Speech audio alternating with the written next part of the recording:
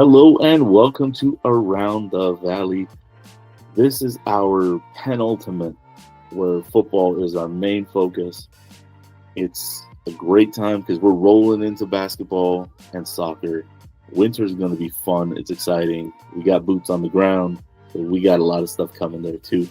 But before we do, we still have two little ties left to put on this bow called the football season. As we get rolling, we're going to take a look at the championship games from last week. So, Kenny, how you doing? I'm doing great, man. Listen, a couple of weeks ago, we had a podcast. Thanks to Arshavir for holding it down last week when me and Kaylee weren't able to kind of be in, with family obligations for the holiday. So he kept you guys up to date on what happened in the semis. But going into the semis, we talked about having an opportunity to maybe take home all the gold and have take home all the championships and come away with 5, but ultimately didn't quite work out that way. We ended up with chances with 1 guaranteed and 1 possible, and we got them both. So without further ado, man, let's jump right in and let's talk about what happened. Let's start from the top. We'll start with the Open. The Open Championship took place on Friday night. Unfortunately, Birmingham, as Arshavir told you guys last week, ran into that buzzsaw that was Narbonne. Despite all of the controversy, despite all of the things that have kind of surrounded that program, they had a mission. They had a point to prove. They beat up on Birmingham in the second half of that game to clinch their way into the championship. Faced off against the San Pedro team, who got to the championship by the skin of their teeth, and Narbonne went on to prove a point and hung 75 in the Open Championship, and beat San Pedro 75-31. An awesome team, a ton of guys that are going to go to D1 schools, and they perform the way that that roster says that they should have, going ahead and locking up the Open Division Championship there. And moving on to Division 1, the D1 Championship was a matchup between King Drew and the Palisades Dolphins in the D1 Championship. King Drew, an awesome story, a young program full of young, talented players. They took on a tough Palisades team, and they hung 56, and they beat Palisades 56-35 for the win there. Congratulations to King Drew, taking home the Division 1 championship.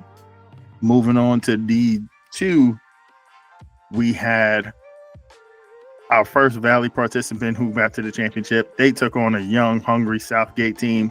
We're going to dive into this game a little bit, because what a crazy ending to that game it was.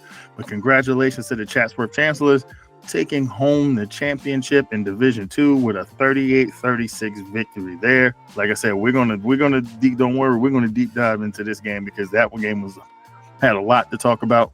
And last but not least, the Division 3 championship, our all-valley matchup between the Panorama Pythons and the Van Nuys Wolves. Panorama, behind a physical defense, a physical run game and offense, they took down Van Nuys 38-29 there. So congratulations to Panorama, taking home their first city championship. And we ultimately end up with 2 champions. So before we get into our games, let's give some quick thoughts about the Open Division Championship game and that D1 Championship game. So Arshavir, I'll throw it to you. That Open Division Championship with Narbonne. Give me your thoughts about how that game wound up. I tell you, I honestly think that was a bit of a statement game. Trying to tell everybody that, everything aside, all the controversy, whatever, this is still a team that's designed and wants to just beat up on everybody. It felt like they were trying to drop 100. They just kept going and coming at them. Like I said when I did the preview, San Pedro was a team that would fight back. Question was, would they have enough firepower to do it? And ultimately it was no, because they gave up 75. And hey, look, Narbonne, congratulations. They did what they wanted to do. They completed their mission. It's going to be an interesting next few years, though. Yeah, and the only thing I'll add to that is like we had talked about, or I had mentioned going into the year that kid who plays quarterback at Narbonne, he was, it's in terms of what we're normally seeing in the city section, a bit of a generational talent. I mean, that's the reason why the kid is committed. He's going to Oklahoma, and is probably going to score a lot of touchdowns there. The kid was phenomenal. He was phenomenal all year in the games that Narbonne was able to play. And like you said, like with all the controversy that sort of stemmed out of that program and knowing the sanctions they're going to face going into next year, this was an opportunity for them to say, haters aside or controversy aside, no, we are that team. We were always going to be that team this year. And they behaved and performed as such in the postseason. So again, congratulations to Narbonne. They'll have to kind of sort out what happens next year and beyond that, but at least they get to put a championship in their back pocket. And then in terms of the D1 championship, obviously there was a little disappointment on our end. We all thought that Kennedy might get there, but in essence, what we found out and what we learned is that the reason why they didn't get there is because they ran into the team that ultimately proved to be the best team in D1 in King Drew, and King Drew went on to handle business. Give me your thoughts on that game and what you thought about what happened there with King Drew and Palisades. Now, that King Drew team has been exciting to watch. I've said this a few times, and I'll say it. I saw them their first year, 2 years ago now, in D2 when they lost to Panorama early in the playoffs. They had promise, and you could see kind of like the building blocks come together then, and that was paying off. And kind of watching them on the peripheral of this playoff run. For me, they were kind of like my dark horse going in, because we didn't know too much about them, have not been able to really get eyes on them. But that's exciting, and that's a story that needs a deep dive. Someone's got to go in there. Someone's got to talk to that administration, talk to that coach. You guys finally got football, and in less than one graduating class, you've turned this baby into a powerhouse, and they're still pretty young. So it's exciting, and they put the city on notice. This is a program that next year, might not be happy staying in D1. No, for sure. This is the program that if you just look at their roster, look at what they've accomplished now, this is a team that you absolutely are looking at and saying, hey, this is probably a team that is going to be flirting with being in that open division, because they're still young. All these guys are coming back. And quite frankly, if you look at where that program exists, that's a hotbed of talent in that part of the city. And if this administration and these coaches and that staff can continue to cultivate the talent in that area and continue to build on our young program, we could be looking at a team that could become one of the powerhouses in the city that the Birminghams of the world have to deal with. And it doesn't become such a far-gone conclusion that Birmingham is always going to be right there in the top, because then you might have a team like King Drew who's ready to sort of establish themselves as being the next team to kind of have a dominant run and put themselves in position to win championships. So again, congratulations to King Drew. It was an awesome playoff run. It was an awesome championship game and an awesome victory. And we can't wait to see what happens with them in the future and see if they are a team that's truly ready to kind of hang with the Birminghams of the world. So, you know what? We'll skip D2 because we're going to talk a lot about that game. Let's go to the Division III championship. Panorama versus Van Nuys, the All Valley matchup. Panorama won the game 38-29. But if we're to be honest, the final score is not quite indicative of how that game really went. Panorama really had a dominant performance, especially in that first half. They were flying around. They were physical in that game. And they come away with their first championship. You were there in person. Give me your thoughts of what you saw in that game. Honestly, it was a very interesting kind of clash of just programs. You have a program that's been here, this is their third out of 4 years. Now you got a program that first time in 28 years and it was a little palpable. And not knocking, not to take anything away from whatever's happened. When you get there, you kind of want to be hungry, And I'm not saying they weren't, but you want to be ready with a bit of a killer instinct, and Van Nuys didn't really come out with that. They tried to alleviate the issues they had the first time they played Panorama, when they tried to meet their run with a run, and they couldn't break through. First game, they were down 3 scores at halftime. This game, it was similar. Like, they couldn't get anything going on offense. They were trying to throw the ball around. It really, really looked like they had some early jitters. When you're talking about being in this kind of a situation, it's the championship. It's for everything, and you're playing a team that knows you, a team you know.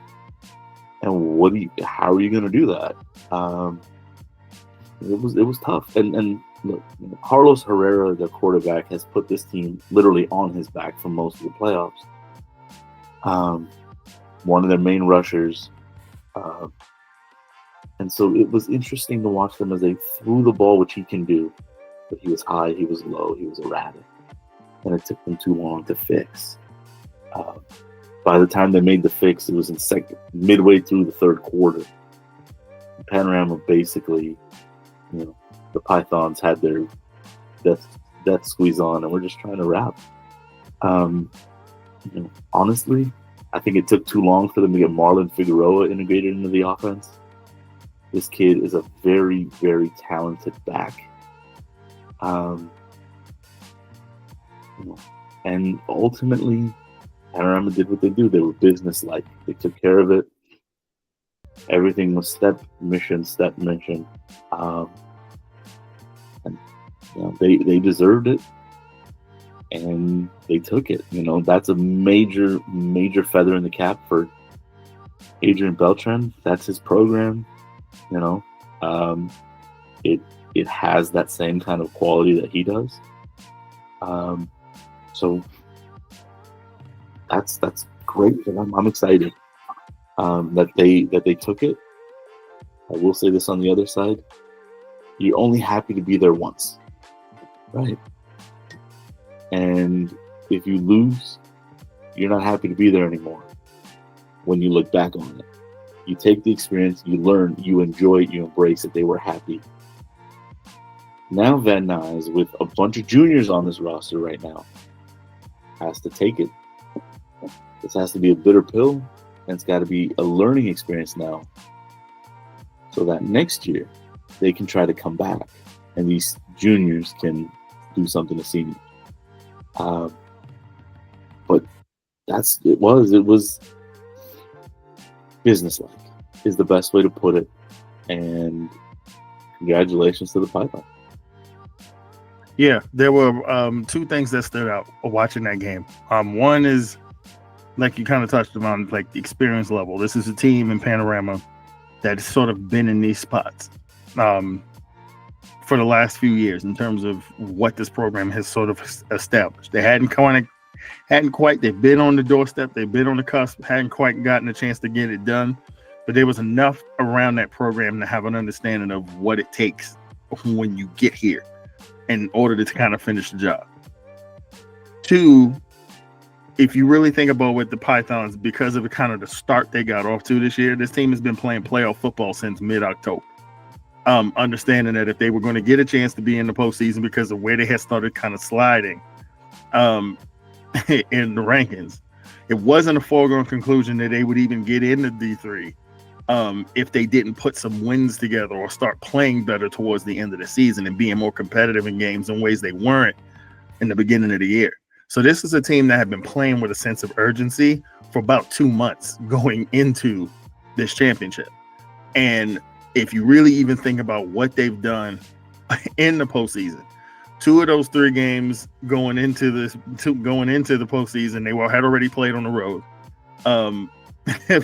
They basically own Santee at this point because they beat Santee and then went back to Santee to get to the championship playing. So this is the team that was accustomed to the circumstances, and you could tell from the very beginning of that game. It might have even been the opening kickoff if I'm remembering correctly, but definitely that first Van Nuys drive. The way these guys were flying around and hitting folks, they let Van Nuys know immediately. You know that free-flowing type of football y'all like to play? You know how you like to play wide open? That ain't what this shit is today. That's not what's going to happen today. Today, you got to put that chin strap on a little bit tighter because number 6 is getting the ball, and he's running straight up the middle, and he's going to dare one of y'all to meet him in the hole and stop him. And if you don't stop him, we running it again. You could tell there was a point in that game when Beltran was basically letting his OC know and letting the guys know, line it up and run that again. Line it up and run it again. Okay, we ran that play 3 times in a row, running for a 4th time. Because if Van Nuys ain't stopping it, we coming right at them over and over and over again. And guess what? And when they get the ball, it's going to be 3 and out, because as soon as they run one of them little crosses or they run one of them little slants, whoever is the poor guy that Herrera's throwing the ball to, don't throw it to your brother, because your mama going to be mad because we killing him as soon as he touches the football. So it's like you saw there was a standard of physicality that they brought out immediately in that first half. And Van Nuys just hadn't, you can tell whether it was the moment or just the fact that the team is not necessarily built that way and styles make fights.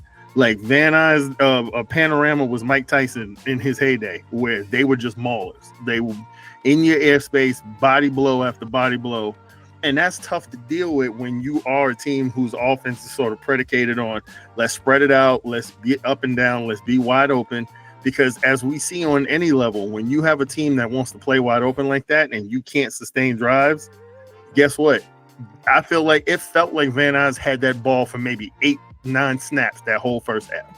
Like Panorama controlled that game and were physical. There were times where I'm watching on the laptop and they're hitting so hard, I felt like the laptop was shaking because of how hard they were hitting folks.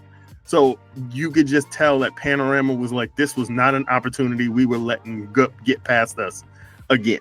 One of the things that I wish, because I didn't get a chance to go to the breakfast, but one of the things that I wanted to ask Coach Beltran that sort of became self-explanatory when you watch the game, one of the things I wanted to ask him is, having been in these spots before, what did you learn from those previous losses and championships that you were going to take as lessons and apply this time? And I feel like he answered the question. No, we're going to smack the hell out of these kids and see if they want it as bad as we do. Like, that's like, I'm not going into this game taking any chances. We are going to be physical from the first snap to the final whistle, and we're going to see if they really want to play. And to Van Nuys' credit, that second half, they found their bearings a little bit. They were able to move the ball. They were able to hit some shots down the field. They hit some big plays. But it's hard when you're playing uphill as much as they had to play in that game. So to me, the takeaway for Van Nuys is, okay, like you were saying, they've been there. How do you now compete with those sorts of teams that you're going to meet, those dogs, when you get into the postseason? They're going to want to take away what you do. Now it's about building your interior. Now it's about building the first and the second level on your defense to be able to get the ball back for your offense and not have them, because the Herrera kid is amazing. Can't beat you if he's standing on the sidelines because the other team's got the ball for 6 minutes, right? How do you build a bully defense to get the ball back for that kid? And 2, can you build an identity that can be able to hold up against a physical defense to where you might be able to run the ball a little bit if you need to be able to take a little pressure off the pass game? Those are sort of things that hopefully, like, there's losses and there's lessons. They can take the lessons from this championship game and build on that in the offseason. I think this Van Nuys program is going to be in a position, like we had talked about a couple of weeks ago, that this might just be the beginning of a run at them at the top of the Valley Mission. So, congrats to both teams for an amazing season. Congrats to Van Nuys for completely turning this program around. I think they'll be back here next year. And Panorama, good job getting it done. I know Beltran's going to be floating around that gym basketball season with his championship now. So can't wait to talk to him. Now, let's get into this D2 championship. This was a crazy game. This was a game that had everything. When you're talking about two teams offensively who went at it, Southgate is a young team. We've talked about Chatsworth having to sort of rally around circumstances that kind of happened with the program towards the end of the year. But you could tell these were two hungry teams that were ready for the moment. Both teams performed up to it. And it was a crazy, crazy ending that I definitely want to get into. So before we do that, let me get your thoughts. Like I said, you were there on the field. You were there and saw that ending of that game. Give me your thoughts on this game, because this is one that's going to go down in lore in the city section. Before I really get into it, this was a game that was evenly matched for the most part. Like Yeah. they were trading blow for blow early on. Missed 2-point conversion, then a missed 2-point conversion. It was just tied and back and forth. And it was, major kudos to Southgate. Before anything, hey, this Southgate program is young. They're full of sophomores. So they just put the rest of the city on notice. This is a D2 program now. This program is only going to get better. That being said, we turn the focus to Chatsworth, and they kept rolling. They kept going. They fought to the very end. And it was a crazy, crazy thing. So I'm going to break down what happened here at the end, because so first, as I'm sure everybody has seen, especially if you follow our Instagram, the game point shots that we have when we go live, and then it's available as a reel and a story. Most of the time that's me. And so Chatsworth marching the field. I'm getting ready. When they're inside the 10, and at that point I'm like, oh, it's kind of a foregone conclusion. Fourth and not even barely a yard, if that. Yard and a half at most.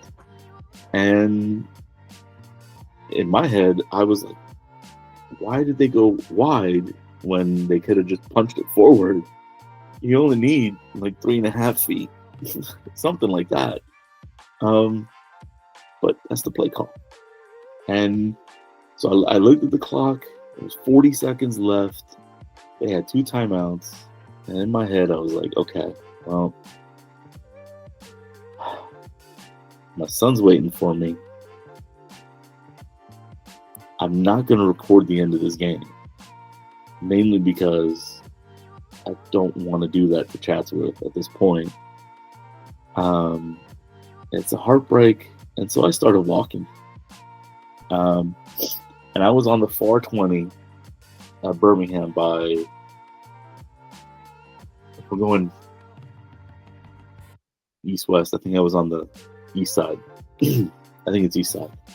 So I'm walking down towards the scoreboard, and I get to the exit, and I look back as Southgate snaps the ball and gets tackled for a safety in the end zone. And I'm looking at the officers. I'm like, that's how did that happen? Because in my understanding, you're at the 8-9 yard line. You take a knee, you only lose about 1.5 yards, right? And you take another knee, you only lose about 1.5 yards. So you could take 3 knees from the 9 and still have room. So I rush back, and I get in position. I was still walking back to the spot when the kickoff happened after the safety, and the weirdest thing, I'm watching him kick it, and I'm thinking, well, there's 1 second left on the clock. He's probably just going to kick it right at somebody, force them to, hug the ball, and there's the game. I don't know. I can't explain it, but he just kicked it straight to his left. Ball didn't even go more than 1 yard, and it went right out of bounds. I'm like, this is insane. Because there's 1 second on the clock. I'm going to record this final play regardless, because this is going to be something insane that we were not expecting.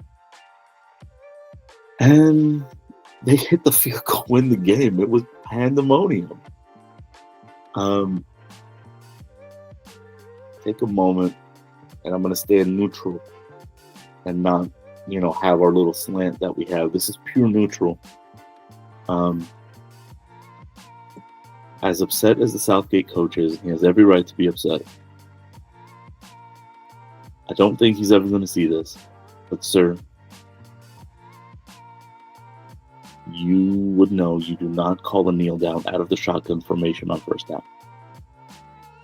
That set that back 5 or 6 yards. And finally, let's say they still get that safety. You express to your kicker, kick it down the middle. Just kick that thing as hard as you can down the middle. Because they're going to have to field it, and that'll end the game. So, as somebody who used to coach, there's certain things that in my head I can't understand why they went that way. But they went that way. And field goal's good. Chatsworth walks off with the D2 championship. It was insane. It was pandemonium. Like, I'm still here almost a week later, and I can't wrap my brain around how and why some of those things went down the way they did. But you know what? That's a memory. That is something that's going to live for all of them. They're all going to take this with them. It's going to be a thorn in someone's butt, and it's going to be this crowning achievement for everyone else. Someone's got to lose. And sometimes those decisions, they push it left or right. Man, listen, we talk a lot, as journalists, we talk a lot about, young teams and players when they get in spots that are sort of unfamiliar, when the pressure is at its highest. I don't think we talk enough about young coaches or coaches when they get into those sort of spots, right? Kind of harken back to Coach Beltran at Panorama. What kind of goes through my head about some of the decision making or some of the things that happened. Remember that championship game against Kennedy, where there were some things where we were like, man, I know if he was probably at home in the subsequent days, weeks after those games, and he's expressed that to me talking about it. It's like, man, there are always, as a coach, 3 or 4 decisions you kind of go back to and you're like, man, I don't even know why I've even made that decision or decided to run that play or decide to do that there. It's like the pressure kind of gets to the staffs too, because when you look at the circumstances around the end of that game, right? You get the stop, you stop Chatsworth. Now it becomes a matter of, and we see it on all levels.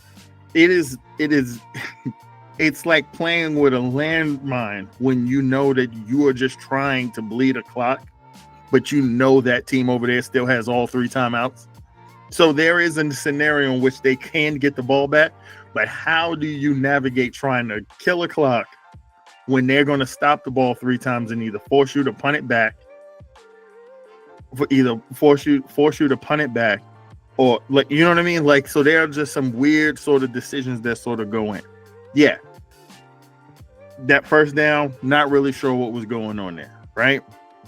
Even in terms of now you're trying to take 2 knees. Now you're backed up against your own goal line.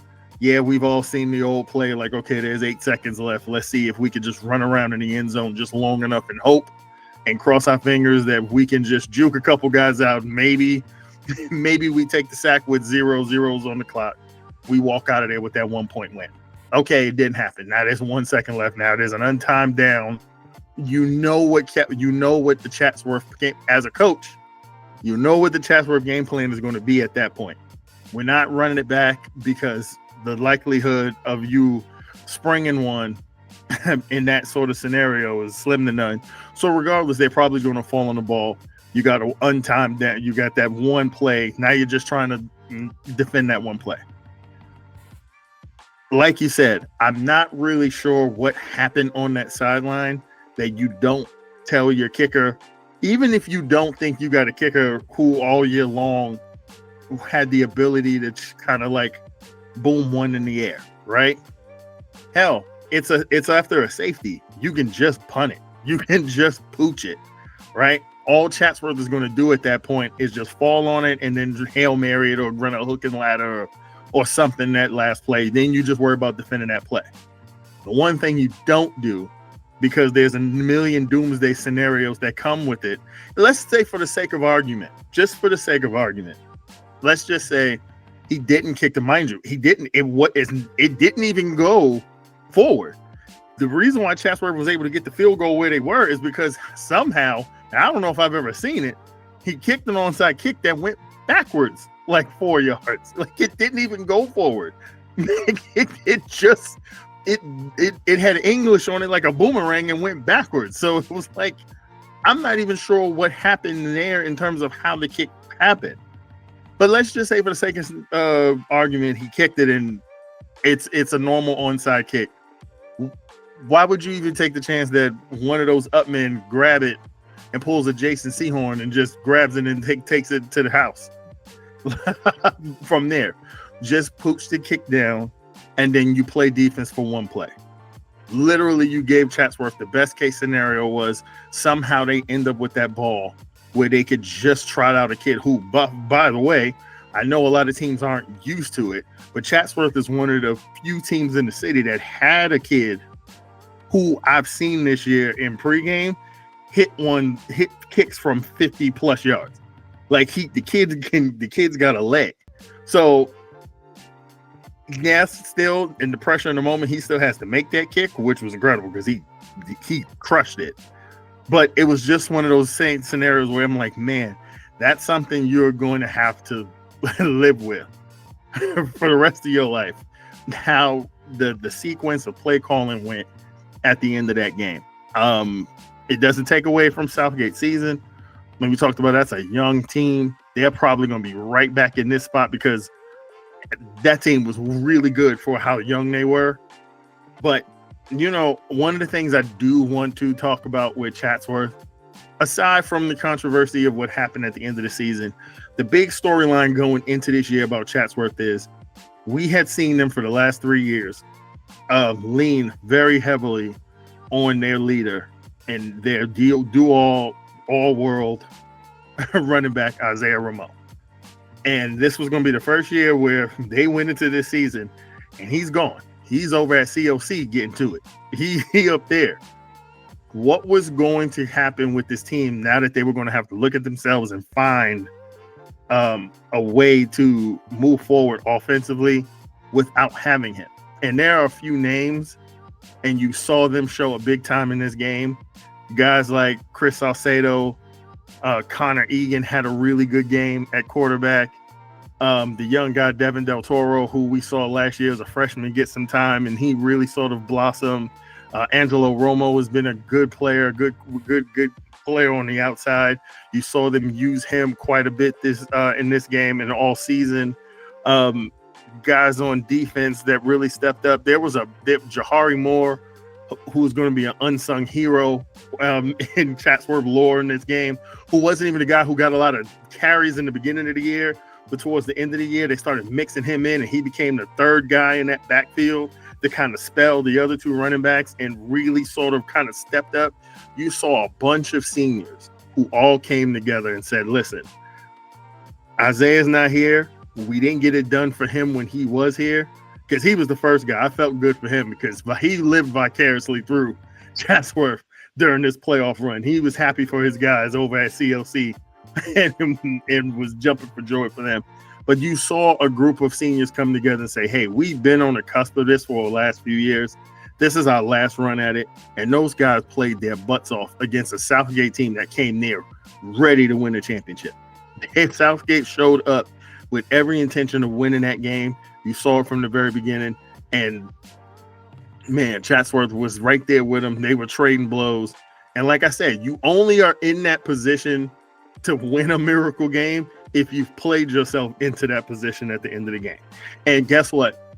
The thing that that I'm most proud of watching that team is even when they got stopped on that fourth down, you didn't see slump shoulders. You did not see guys that were like, man, we blew this. You saw guys that believed, man, if we could just get that ball back and give us one play, we could still win this game. Which sort of forced Southgate's hand into some of those decisions because Chatsworth was still right there. Like I said, they had a couple timeouts in their pocket. They just knew we just got to find a way to get this ball back with just a second or two left, and we can give ourselves a chance. And they did, and they won that championship, and now they're going on the States. Yeah, it was very well earned, and that's the thing. Like these boys went all the way till the final whistle. Until there were 000s, it was not over. And that was the key thing, because I was standing there when they missed that fourth down, and had I not had a previous obligation that I was trying to get to a little early, I wouldn't have thought about, hey, I'm going to walk out. But it was that moment where I'm watching them switch, right? The offense is coming off, defense is coming on. And this defense came out and they were like, well, they're going to take a knee. We know we're not allowed to rush them. But we got 2 timeouts. We can stop the clock twice. And then, who knows how we're going to set this up. And if this team came out slumped shoulders thinking the game was over, I don't think that happens. But they fought and they went all the way through, and that's a testament to the work, that Sean Johnson did after he stepped in for Coach Street. That's a testament to the work that Coach Street put in with Johnson leading up to the season and everything before it all went down. So it really is to the work these kids put in, to the work that this program has done. Congratulations. This has been something that we as a publication had been waiting for, because they've gotten to the finals. Mm-hmm. In the last 3 or 4 years, they've played games in the finals. They've been in the semifinals. They've been on that cusp, and to get there, to break through, congratulations. I'm excited. I'm really happy for this program, happy for these kids. And like you said, someone like Ramo, some of these kids who graduated and moved on, they're still living vicariously through that program because they put in all that work while they were there. So it's great to see. Yeah, and like I said, as we put a bow on the season, on the city section part of the season, congratulations to a lot of our teams. We had a lot of success. We have a lot to be excited about heading into next fall, because there were a lot of, we're celebrating a lot of these seniors that, as I just talked about, that are getting ready to move on. But we got a lot of sophomore and junior talent that are going to be right back here getting to it. And we expect to be in the same spot next year where we've got 20, 21 teams that are like vying for postseason success. So, congratulations to all our teams in the Valley. It was a great season in the city section for the Valley schools. And, just looking ahead before we wrap this up, we're not quite done, because we got 2 matchups now in state regionals in Division 7, 7AA and 7A. In 7AA, we've got the Lindsay Cardinals, who are coming to our neck of the woods to take on the D2 champs, Chatsworth Chancellors, on Friday night. I expect this game. I watched a little bit of these Lindsay Cardinals. I expect this to be a competitive game. I think Chatsworth got a good chance to win this game as well. It should be a competitive matchup. 2 9-win teams, two champions who have their sights set on a state championship, and that game should be competitive. Also playing in a regional final in states are the Panorama Pythons, the D3 champions. They'll be taking on the Pioneer Titans out of Whittier in the Division 7A regional finals. And I got a sneaking suspicion, and I'll ask you this. I'm looking at these 2 matchups. I'm looking at these 2 teams. I'm looking at their opponents. What do you think about their prospects in terms of being able to get to a state championship next weekend?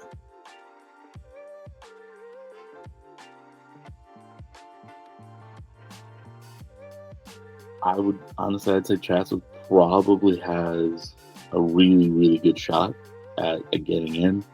I will say I haven't seen enough of Pioneer to really have much of a more educated opinion. But at this point, I mean, how do you bet against a program that is really clicking and rolling on all cylinders, really peaking at the right time these last few weeks? So it'll probably be a good game. But I would say we see Panorama and Chatsworth playing at Fullerton Union High School Stadium next weekend.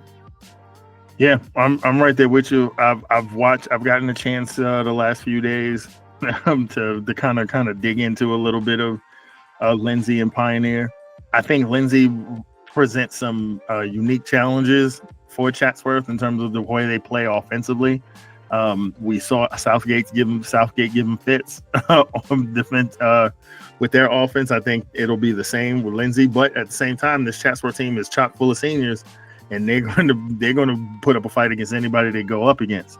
In terms of the Panorama matchup, I just got this weird feeling in my gut that this Pythons team is really set up in a good position to not just get to states, but do something that nobody would have seen coming into this year and win a state championship. When I look at the teams in that bracket, in that 7A regional, I think that they can beat this Pioneer team. I'm not saying they're going to, but when I've watched what I've seen of Pioneer on tape, I really do think that the Panorama matches up well against them, especially with how physical Panorama is.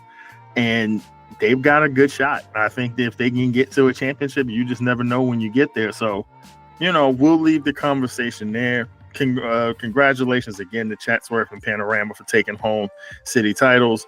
Good luck to them this weekend as they head to regionals. They deserve to be there, both of those teams, and we'll see where it goes from there. But as usual, guys, like, subscribe, leave comments. Matter of fact, this week in the comments, tell us what your favorite moment from the season was. We like to read the comments. We like to see what you guys are thinking. And as usual, thank you guys for watching. Thank you guys for listening. Make sure you go to valleysportstelegram.com. Like I said, it don't stop for us. Just because football season ends here or is beginning to wrap up here, the coverage does not stop. We are moving right into the winter sports. We are already knee-deep in basketball coverage. The Power List will be coming out soon in the next couple of weeks. We've got some special features that are going to be dropping in the winter. We've got plenty of coverage. The coverage will continue as we continue to cover our kids in the prep scene. So for Arshavir and your boy Kenny Hodges, thank you guys for watching. And until next time, peace.